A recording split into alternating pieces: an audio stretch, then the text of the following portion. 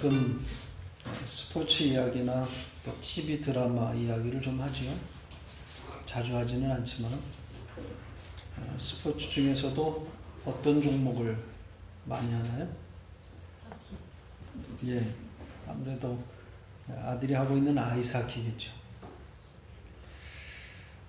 저를 아이스하키 대사로 좀 누가 안 써주나 그래서 이렇게 광고를 해주는데, 오늘은 아이스하키 이야기를 하려는 것이 아니라 드라마, 주말 드라마 힘센 여자 도봉순 이야기입니다.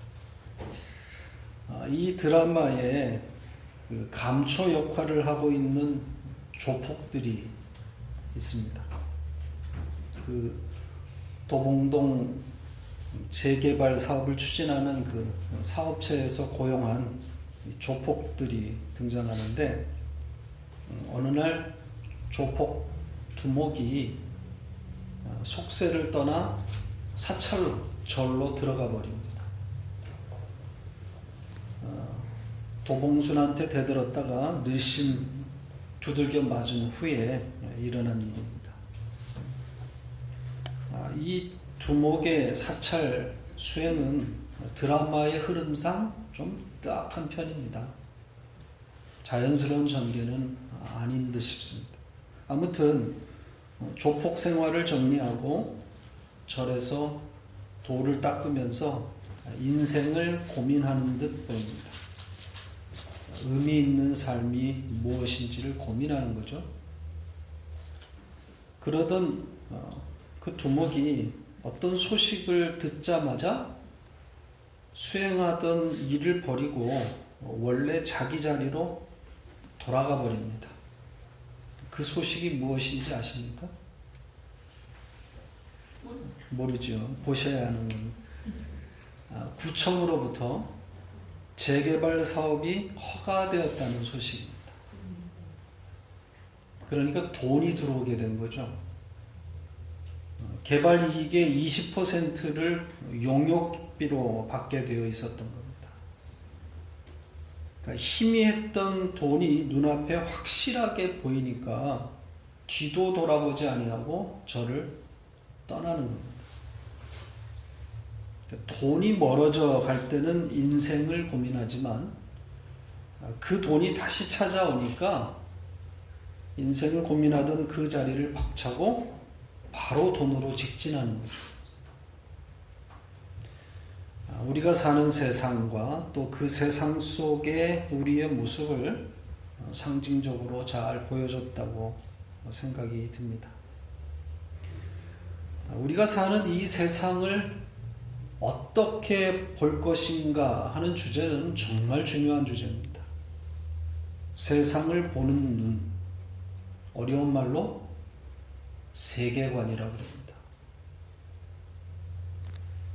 또 그 중에서도 생명을 가진 하나님의 백성들이 세상을 바라보는 시각을 기독교 세계관이라고 합니다. 기독교 정신 위에 세워진 학교를 보통 우리가 미션 스쿨이다 이렇게 말하죠. 이런 기독교 학교들이 가지고 있어야 할 중심 사상이 바로 이 기독교 세계관인 겁니다. 이 기독교 세계관에 반드시 포함되어야 할 내용에는 어떤 것들이 있을까요? 기독교 세계관을 우리가 말할 때에 적어도 이런 것들은 다루어져야 한다 하는 내용들. 첫째는 인간이 무엇인가? 그렇죠? 사람에 대한, 인간에 대한 성경적 정의가 있어야 되겠죠.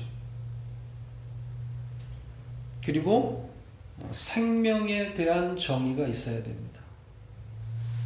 산 자와 죽은 자에 대한 바른 설명이 나와 있어야 되는 거죠. 그리고 또 하나는 이 세상에 대한 정의가 있어야 됩니다. 죽은 자와 산 자가 섞여 살고 있는 이 땅, 이 세상에 대한 정의가 포함되어 있어야 하는 거죠. 적어도 기독교 세계관에서는. 지금 여기 계신 분들 중에서 기독교 학교를 다니신 분들이 계시죠. 혹은 교회 유치원 출신, 선교원 출신들 계실지도 모르겠습니다. 학교에 따라서 미션스쿨 같은 경우에 적극적인 기독교 교육을 강제하기도 하고 혹은 자발적인 참여를 유도하기도 합니다. 최근에 들어서는 기독교 학교라고 할지라도 종교 수업이나 이 종교적인 훈련을 강제할 수 없도록 그렇게 제도화하고 있는 그런 추세입니다. 신문 보도나 방송에서 그 대광고등학교 사건들이 좀 많이 알려졌잖아요. 여러분들이 이전에 이런 기독교 학교를 다니신 분들이라면 기독교에 대해서 무엇을 배우셨나요? 기독교 정신이라는 게 뭡니까? 적어도 기독교 학교에서는 성경이 말하는 인간 그리고 세상을 배웠어야 되는 거죠. 그러니까 기독교 학교는 이런 성경적인 전제를 가지고 학문과 생활을 가르쳐야 되는 겁니다. 최소한 성도는 어떤 존재이며 이 세상은 성도에게 어떤 의미인지를 정립시켜야 되는 겁니다. 아직 학업을 계속하고 있는 학생들이 있다면 이 주제에 대한 깊은 고민이 있어야 합니다. 오늘 우리가 다루게 될 이 모세와 바로의 만남, 첫 번째 만남, 이 이야기를 통해서 이 주제에 대해서 기독교 세계관에 대해서 말하게 될 것이고 또 이전에도 제가 계속해서 이 성도의 세상살이에 관해서는 많은 이야기를 했습니다. 조금 있다가도 자세하게 말하게 되겠지만 우선 기독교 세계관에 대한 그런 요약부터 좀 결론부터 말씀드리고 그리고 본문으로 가겠습니다. 조금 전에 적어도 기독교 세계관에는 세 가지가 포함되어 있어야 된다 그랬죠. 첫째는 인간이 무엇인가, 또 생명은 무엇인가, 산자와 죽은 자에 관한 거죠. 그리고 세상은 무엇인가. 이 부분을 좀 정리하고 가십시다. 성경은 인간을 어떻게 정의하고 있습니까? 모든 인간은 죄로 말미암아 죄인이다. 죽었다. 전적으로 부패했다. 이렇게 잘라 말하고 있습니다. 그러니까 본질적으로 죄인이라는 거죠. 그러니까 인간의 본질은 죄인 겁니다. 우리의 본질이 죄예요. 그러니까 죄에서부터 태어나서 죄 가운데 죽는 게 인간입니다. 이걸 전적 타락했다, 전적으로 부패했다 이렇게 표현을 합니다. 조금 풀어서 설명하면 인간은 예외 없이 자기가 왕이 되고픈 겁니다. 자기 마음대로 살고 싶은 거죠. 스스로 선과 악을 구분해서 자기가 원하는 바대로 살고 싶어 하는 거죠. 1차적으로는 본능적인 욕구들을 충족시켜야 됩니다. 그리고 수많은 욕구들로 확산되어 가는 거죠. 성경은 이것을 탐심이라고 합니다. 욕심이라는 거죠. 인간은 자기를 만족시키는 일, 자기의 욕구를 충족시키는 일이 가장 중요해요. 그래서 탐심을 성경은 우상숭배라고 말하는 겁니다. 우상숭배가 뭐예요? 네, 우상을 숭배하는 게 우상숭배잖아요. 그 우상이 바로 자기란 말이죠. 자기 자신을 숭배하는 거예요. 그게 욕심이란 말이죠. 골로새서 3장 5절을 보십시다. 같이 읽겠습니다. 그러므로 땅에 있는 지체를 죽이라. 곧 음란과 부정과 사욕과 악한 정욕과 탐심이니 탐심은 우상 숭배니라. 자기를 섬기는 거예요. 자기를 만족시키는 거잖아요. 이 선악과라고 하는 원죄를 물고 태어나는 모든 인간은 탐심, 즉 자신이라는 우상을 숭배하는 자로 세상에 나오는 거예요. 탐심에서 벗어날 수가 없는 존재인 거죠. 태어나서 죽을 때까지 여기에 묶여 있는 거예요. 그래서 사도 바울은 모든 인간은 불순종에 갇혀 있다, 죄에 묶여 있다, 이렇게 말한 겁니다. 로마서 11장 32절입니다. 같이 읽겠습니다. 하나님이 모든 사람을 순종하지 아니하는 가운데 가두어 두심은 모든 사람에게 긍휼을 베풀려 하심이로다. 모두 불순종에 갇혀 있다는 거죠. 꽁꽁 묶여 있다는 겁니다. 본능적으로 하나님을 거부하고 자기를 섬기게 되어 있다는 거예요. 이게 인간이에요. 이 성화론자들은 이 부분에서 거부감을 나타냅니다.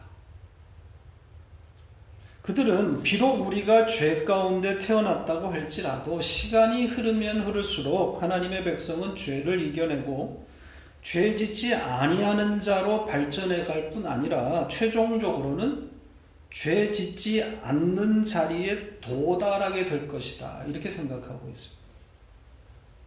그래서 죄 짓는 것이 죄 짓지 않는 것보다 더 어렵다.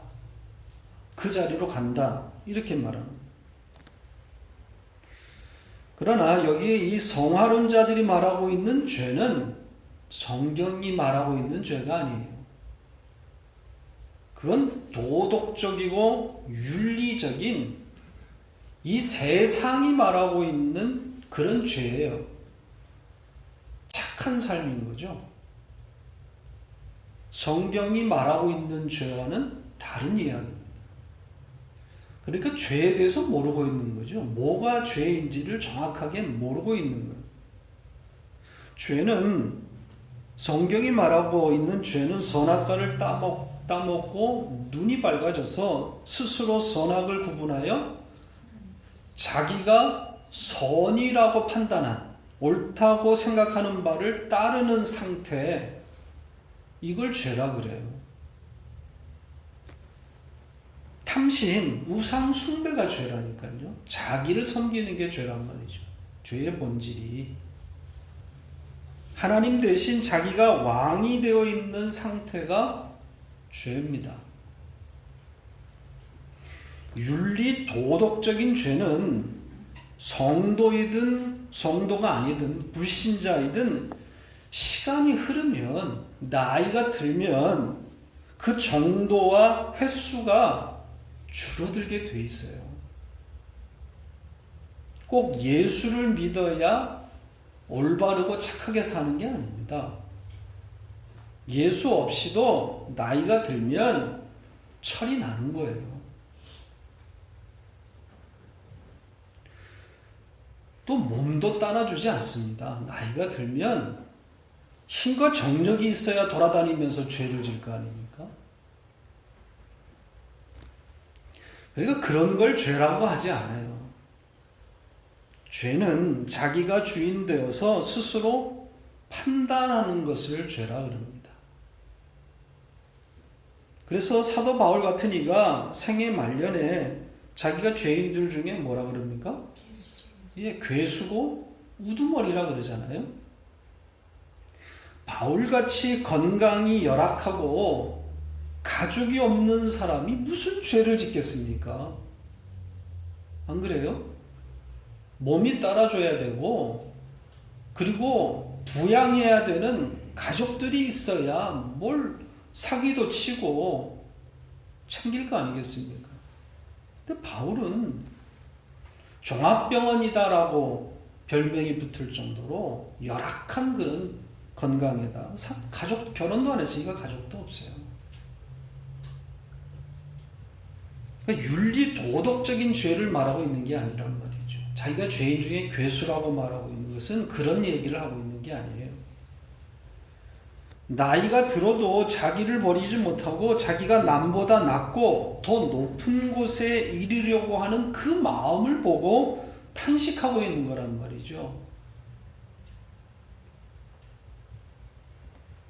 옛말에 나이가 들면 도리어 뭐가 된다 그래요? 애가 된다 그러죠. 더 좁아지고 더 자기 위주로 사물을 본다는 뜻 아니겠어요? 자기밖에 보이지 않는 거죠. 물론 젊어도 그렇지만 나이가 들면 들수록 더 자기 위주로 이 세상을 본단 말이에요. 본능적으로 인간 사이클이 그렇게 흘러가는 것 같아요. 나이가 들면 이 호르몬 분비의 변화가 있게 되고 그 변화는 아마도 더욱 그 죄성을 드러내는 쪽으로 가고 있는 게 아닌가 싶어요. 그런 면에서 이 원로들의 추태를 이해할 필요가 있는 게 아닌가 그런 생각을 해봤습니다. 제가 지금 몇 년째 노예를 가지 않고 있잖아요. 꼴 보기 싫은 사람들이 있어가지고. 그리고 뭐 밴쿠버 교회 협의회나 목사회에 나가지 않는 것도 그런 맥락이에요. 겉으로는 그렇게 겸손할 수가 없고 그렇게 점잖을 수가 없는데 그 속들이 다 보인단 말이죠. 하나님을 위하고 뭐 교회 발전을 말하는 것 같으나 결국은 자기들이 이루어 놓은 업적을 칭찬해 주기를 바라고 또 그것에 따른 보상을 받아보겠다는 겁니다. 대장놀이 하고 싶은 거예요. 원로들의 대장놀이. 아니 올라갈 때까지 다 올라가셨던 분들인데 내려오기가 쉽지가 않은 거죠. 추해지는 겁니다. 저 같은 까만 후배가 조금만 비판해도 노엽고 서러운 것이고 나아가서는 죽이고 싶은 거죠.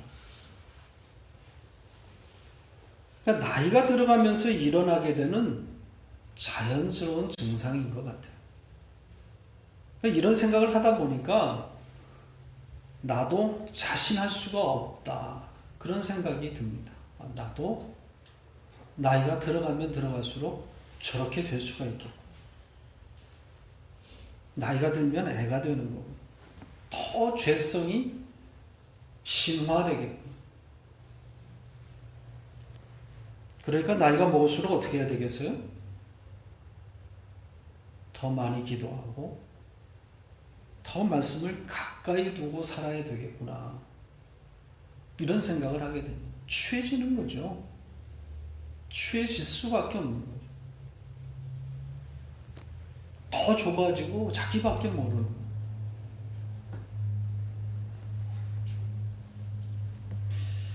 자, 생명에 관해서 간단하게 정리하고 가십시다. 생명은 오직 예수 그리스도밖에 없는 것이고 그 예수 그리스도와 연합된 자만이 산 자인 거죠.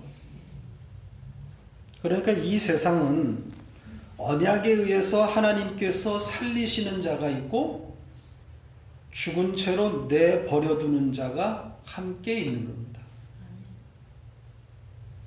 예수 그리스도로 말미암아 살아나는 자가 성도인 거죠.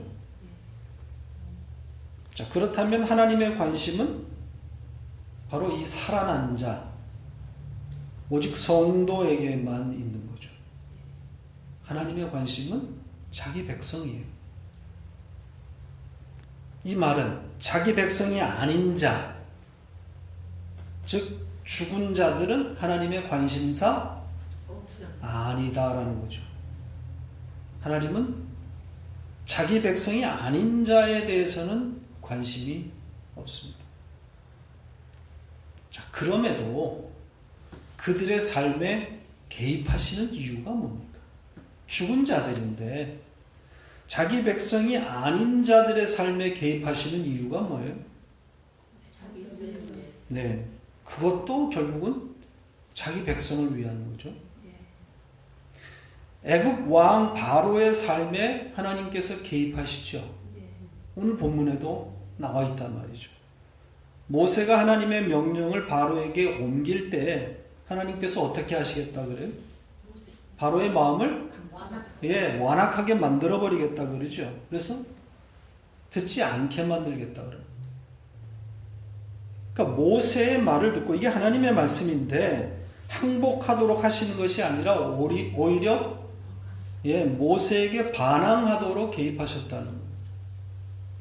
무엇 때문에 그렇게 하신 거겠어요? 누구를 위한 개입입니까? 바로를 위한 겁니까?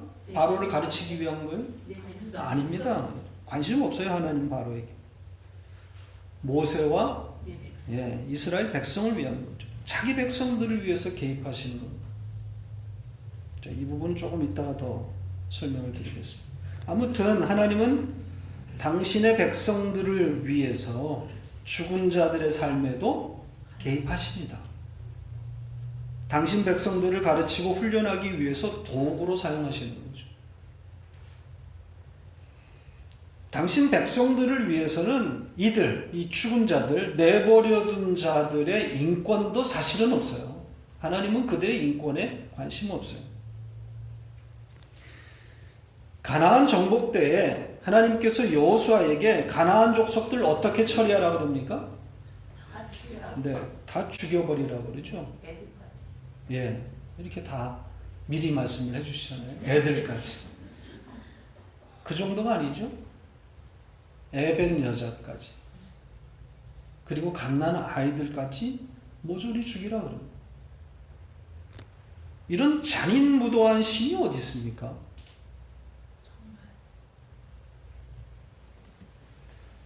아무리 원수 간에 전쟁이 일어나도 백기 들고 투항하면 살려주게 되어 있습니다. 그러니까 인권이라고 하는 관점에서 성경을 보면 이해할 수가 없어요. 성경은 인권을 논하는 책이 아닙니다. 인권을 무시하라는 말이 아니라 성경의 관심은 오로지 예수 그리스도와 그로 말미암는 구원에 있다는 거죠. 구원이 무엇인지를 가르치기 위해서 이방 족속들이 도구로 사용되고 있는 거예요. 그러니까 이 세상 역사는 오로지 하나님의 백성들을 중심으로 돌아가고 있는 겁니다. 세상 역사는 그렇게 기술하지 않아요. 위대한 지도자, 위대한 나라, 그런 나라를 중심으로 세상 역사를 쓰고 있지만 성경이 말하는 역사는 하나님의 백성들을 중심으로 해서 쓰여지고 있는 겁니다. 당신의 택한 백성 한 사람을 가르치기 위해서는 하나님께서 온 세상 사람들을 다 죽일 수도 있는 거죠. 그래야 하나님이신 겁니다.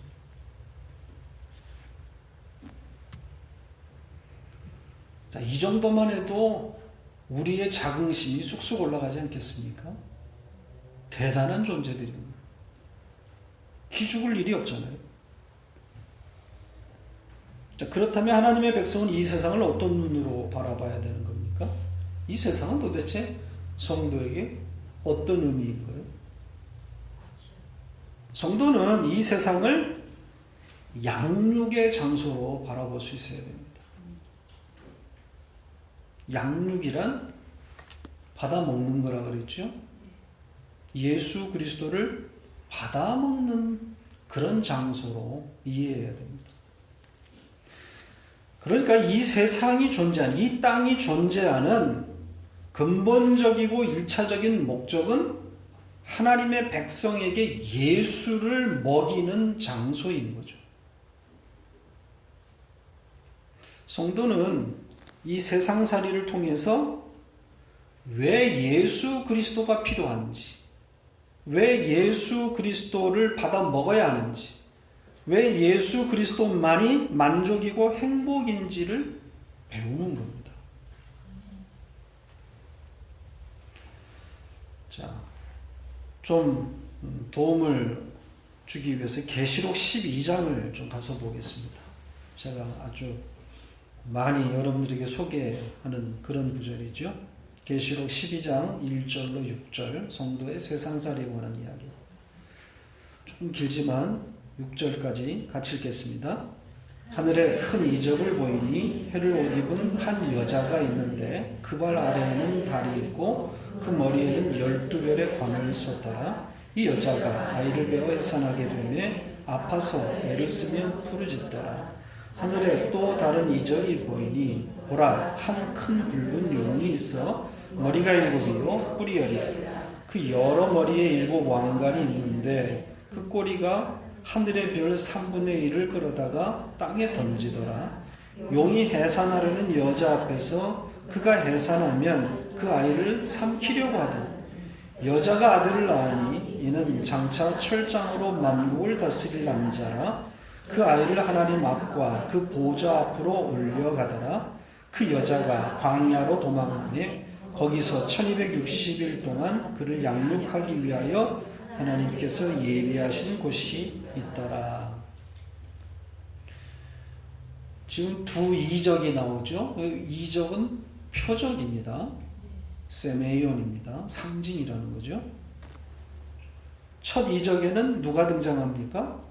여자가 등장합니다. 근데 여자가 해로 옷을 입고 두 발로 뭘 밟고 있습니까? 달을 밟고 있습니다. 그리고 그 머리에는 별로 된 관을 쓰고 있습니다. 누구지요? 예수. 아닙니다. 이 여자는 예수 그리스도를 낳게 되는 교회입니다. 여러분들이에요.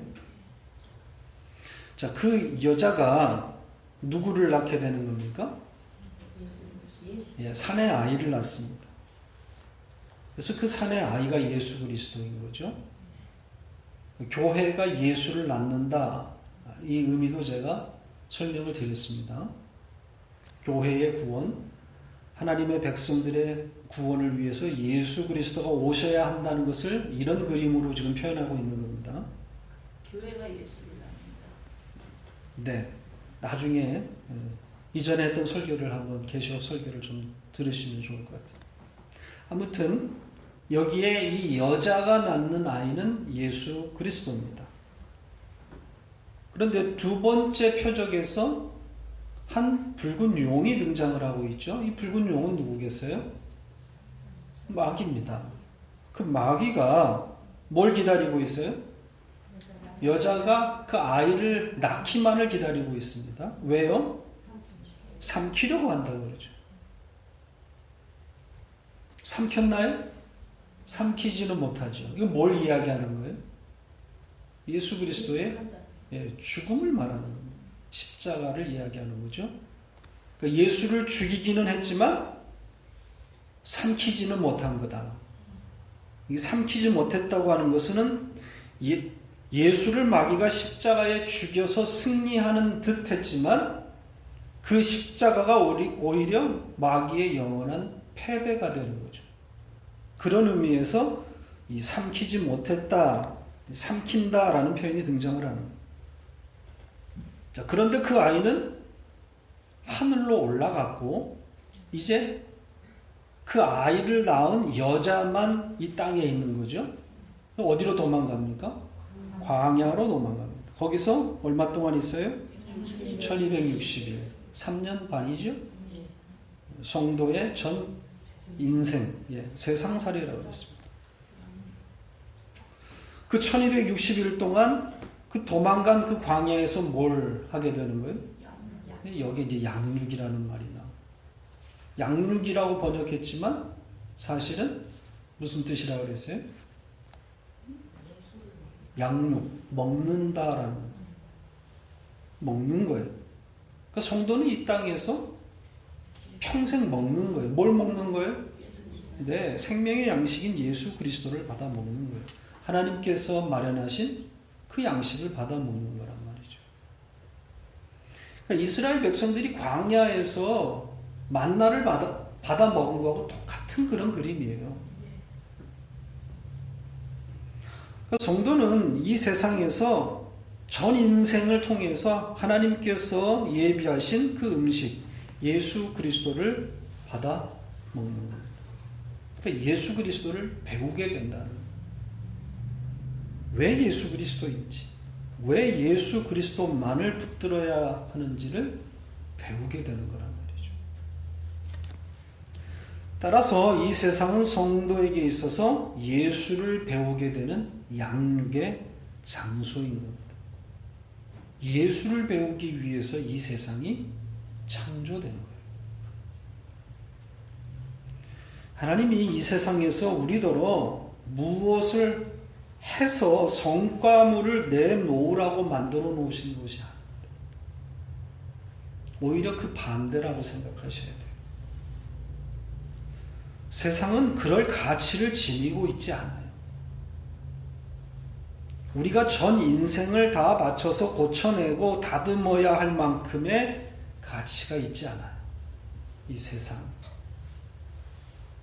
그럴 것 같으면 하나님께서 이 세상을 마귀에게 넘겨주시면 안 되죠. 그렇게 가치 있는 세상이라면 하나님께서 마귀에게 넘겨주시면 안 되죠. 근데 하나님이 다 넘겨주었단 말이죠. 모든 것을 마귀에게 넘겨주었단 말이에요. 이걸 잊으시면 안 돼요. 마귀에게 넘어가야 이 세상이 양육의 장소가 되기 때문에 그래요. 이 세상이 살만하고 고쳐질만 하고 행복한 곳이 될 수 있다면 양육은 없어요. 따라서 세상을 살아가는 하나님의 백성들인 우리들은 이 세상의 정체를 알고 접근해야 하는 거죠. 공부하는 학생들은 이 세상에서 배우게 되는 학문들의 한계를 알고 가셔야 됩니다. 배울 필요가 없고 세상을 등지자는 말이 아닙니다. 이 본능적인 욕구가 있는 한 우리는 믿는 자나 믿지 아니하는 자나 이 세상을 떠나 살 수는 없어요. 먹어야 하고 먹지 않고 어떻게 삽니까? 먹어야 하고 또 먹으려면 생산 활동을 해야 하는 것 아니겠어요? 돈을 벌어야 된단 말이죠. 그러니까 배우게 되는 것이고 경쟁할 수밖에 없어요. 이 경쟁 사회에서 벌어 먹으려면. 그리고 그런 경제 활동과 인간 관계 속에서 양육이 일어나는 겁니다. 그렇게 우리는 세상 속에 있게 되는 것인데 성도는 거기서 예수를 배우게 되는 것이고 동시에 세상과 예수는 결코 양립될 수 없는 가치를 가지고 있다는 것을 배우게 되는 거죠.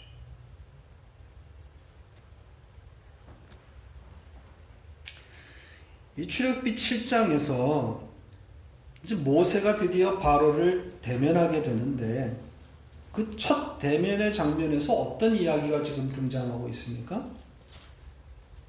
바로가 모세에게 뭘 요구하죠? 이적을 요구합니다. 이적을 보이라. 표적을 보이라는 거죠. 바로는 무엇을 상징하는 자로 등장하고 있는 겁니까? 네, 세상이고 마귀죠. 바로는 이 마귀가 지배하는 세상을 대표하는 자입니다. 세상은 표적을 원해요. 눈에 보이는 것을 내놓으라는 거죠. 그때 하나님께서 모세를 통해서 보여주신 이적이 뭡니까? 표적이 뭐죠? 모세가 던진 지팡이가 뱀으로 변하는 것이고, 그리고 그 뱀이 애굽의 마술사들의 뱀들을 집어삼키는 바로 그 표적입니다. 지금 우리가 보고 있는 이 표적, 뱀이 뱀을 잡아먹는 이 표적, 그리고 앞으로 일어나게 될 또 10가지의 재앙들, 이건 바로를 위한 것들이 아닙니다. 하나님의 관심은 바로에게 있지 않아요. 그러니까 이스라엘 백성들을 위해서 반복하시는 사건이라는 것을 절대 잊으시면 안 됩니다. 바로와 애굽 사람들에게 하나님께서 자신의 위대함을 보여주실 이유가 없어요. 오로지 모세와 이스라엘 백성들을 가르치기 위해서 일으키시는 사건이란 말입니다. 따라서 이 첫째 표적은 그런 면에서 매우 중요합니다. 이 첫째 표적을 잘 이해하면 다른 표적들도, 다른 재앙들도 쉽게 이해가 될 수 있단 말이죠.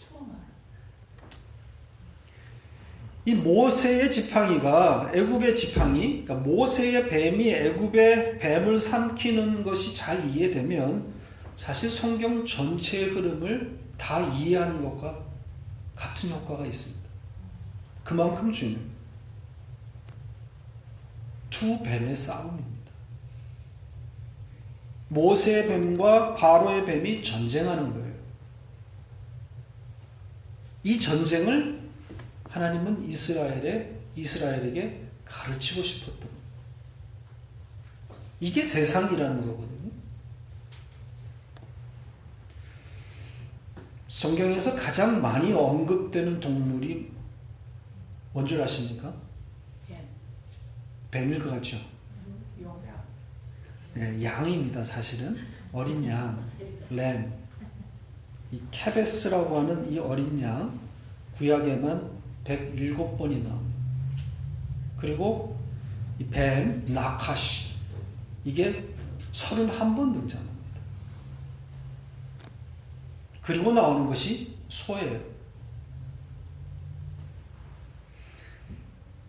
그러니까 이 어린 양은 물론 대부분 예수 그리스도를 향하고 있죠. 그 다음으로 많이 등장하는 동물이 뱀입니다.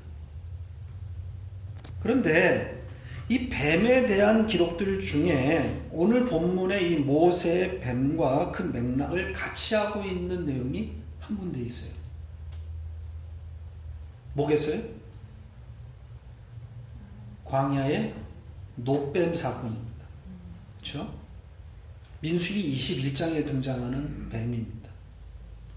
이스라엘 백성들이 광야를 전전하면서 가나안으로 하나님이 바로 넣어주시지 않잖아요. 40년을 유리방황하는데 그 더뎌지는 가나안 입성을 이스라엘이 불평하자 하나님께서 뭘 보내요? 불뱀을 보내버립니다. 다 물어 죽이는 거죠. 그때 이 뱀에 물려서, 불뱀들에게 물려서 죽어가는 자들이 쳐다보기만 하면 낫게 되는, 장대에 달린 놋뱀 이야기 아시죠? 그 놋뱀이 누굽니까? 네, 명백하게 예수 그리스도를 예표하고 있어요. 십자가에 달린 예수 그리스도란 말이죠. 그러니까 뱀이 일반적으로 마귀를 상징하는 동물인데 예수 그리스도가 놋뱀으로 지금 등장하고 있다고 하는 것은 아주 특별한 거죠. 특별한 의미를 담고 있는 거예요. 그러니까 좀 생각이 필요하다는 거예요.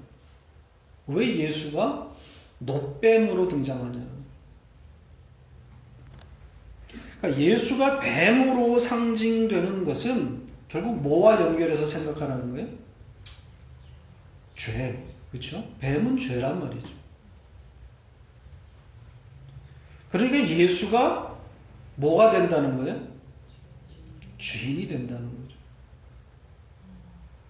죄를 뒤집어 쓰는 자라는 거예요. 그래서 뱀으로 등장을 해요. 예수가 뱀입니다. 지금 모세의 지팡이가 또 뱀이 되고 있죠. 그러니까 이 뱀은 그 민수기의 그 노뱀과 같은 거예요.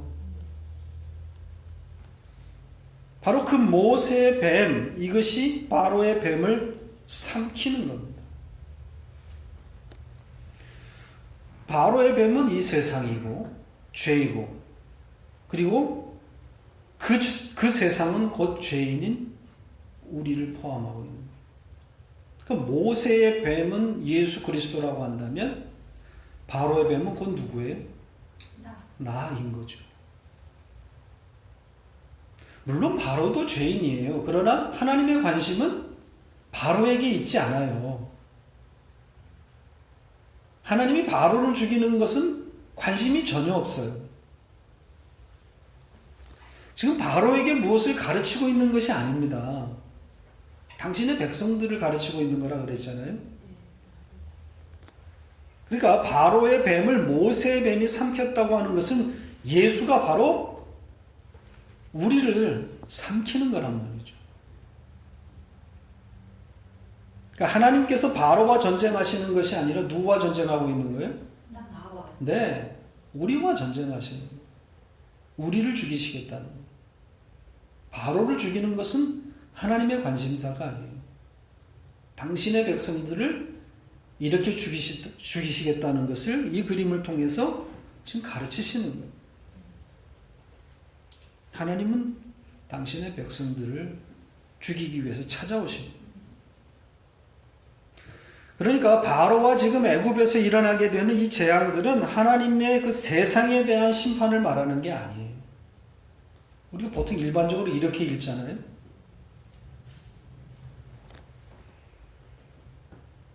세상에 대한 심판을 말하는 것이 아니라 1차적으로 당신의 백성들에게서 일어나게 될 전쟁을 말하는 거예요. 우리 안에서 일어나게 되는 그 전쟁을 말하는 거예요. 출애굽과 이 가나안 입성 전 과정이 바로 이 전쟁을 말하는 것 아니겠습니까? 40년간 하나님이 가나안에 입성시키지 아니하고 광야를 방황케 하신 뜻이 거기에 가르치시겠다는 거예요. 가나안 그 자체에 들어가는 건 아무 의미 없어요. 들어가서도 가나안 다 내쫓지 못했어요.